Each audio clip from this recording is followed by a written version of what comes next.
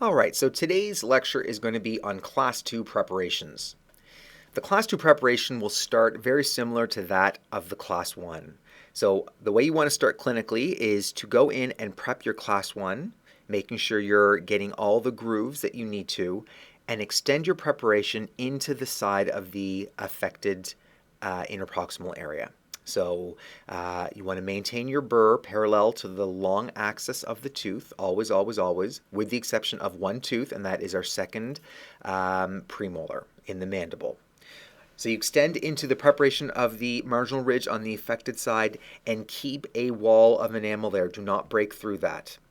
Before you go any further, you really want to ensure that you have visualized where your facial and lingual walls are going to be.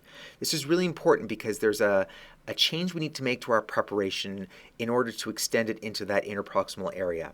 And that's called a reverse curve. So here's in this picture, you can see that the black indicates a preparation that was made without a reverse curve, and then the red line there would be a correction to your preparation that would incorporate that reverse curve. And that reverse curve is really important. It's a minor change, but it does a lot of things. First things first, it creates a butt margin between the tooth and amalgam. And that's a really important joint between the restoration and the tooth because at 90 degrees, as you know, they are at their strongest, both tooth and filling. It also prevents an unnecessary removal of tooth material from the buccal cusp area. And because that cusp is where a lot of the forces are directed through the long axis of the tooth, we want to maintain that and keep it as bulky and strong as possible. You're going to notice more of a prominent reverse curve on the buccal side of your preparation than you would on the lingual. And you can see in this picture, the buccal surface has quite a curve to it, whereas the lingual is almost straight.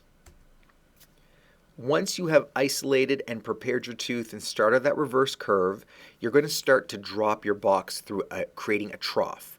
Now, before we move any further, the way you want to visualize this box is the way you were preparing your Class 1 with extensions through the buccal or lingual surface.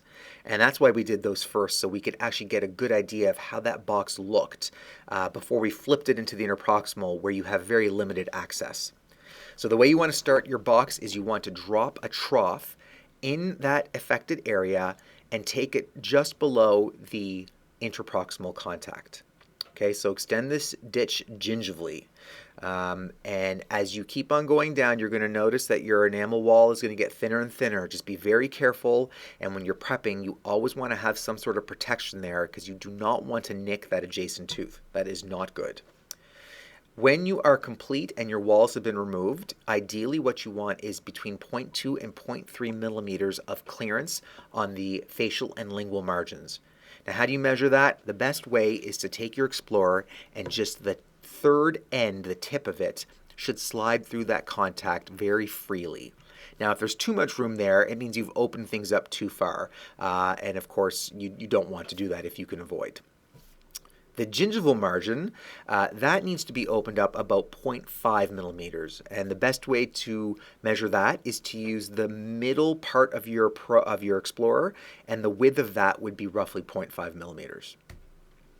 Once your box is established, you want to remove that interproximal wall of safety that you've left there, that enamel. And so the best way to do that is to thin out the enamel wall at its facial and lingual poles. As you can see here in the picture, there's some show-through starting there at the gingival area. When you've gotten to that point, it'll be easy to crack away that wall. You want to make sure, though, that if you haven't thinned it, you do. Because if you don't, you could shear that enamel with an unnecessary amount of force in a very uncontrolled manner.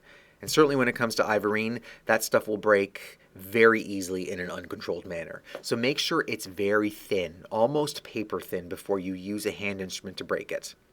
After you've removed and sheared away that wall, you're going to have to use your hand instruments to clean things up. You're going to have a lot of sharp edges and ledges there at your cava surface margin.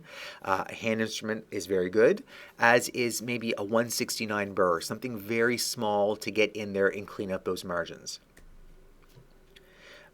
When it comes to resistance and retention form, you're going to follow the exact same things you did in your Class 1 with extension. You obviously want rounded internal line angles, and that includes your axial pulpal line angle. You also want to have slight occlusal convergence to your box as you did on your extension in class 1. And then, of course, as always, smooth flowing cavo surface margins.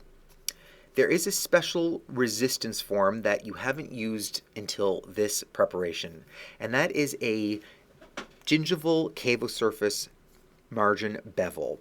And it's placed with a special instrument that is in your kit that we have pointed out in previous lectures called the gingival margin trimmer. And there's one trimmer for the distal and one for the mesial. So you're going to have to determine which instrument to use, and we can show you that in clinic. But you're going to want to run it along the cavo surface margin, gingival cavo surface margin area to remove the unsupported enamel.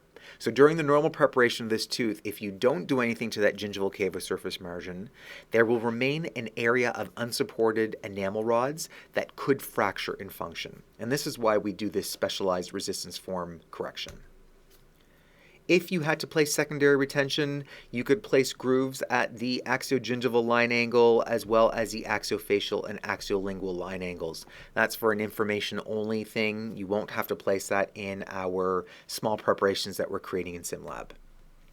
And lastly, if you are going to be doing a Class 2 resin preparation, we make the same changes as we would to any of our amalgam preparations.